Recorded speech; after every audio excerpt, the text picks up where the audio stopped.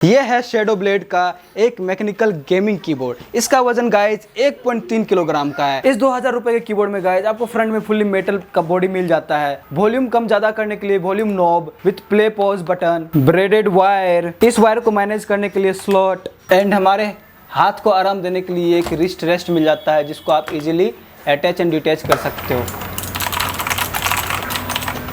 And इसके 22 अलग अलग LED लाइट मोड एक वाइब क्रिएट कर देता है जिसको आप फंक्शन प्लस प्रिंट स्क्रीन की से चेंज भी कर सकते हो। एंड गाइज ये सारे कीज जो है ब्लू टेक्टाइल क्लिकी कीज है जिसको टाइप करने में काफ़ी अलग ही एक्सपीरियंस आता है।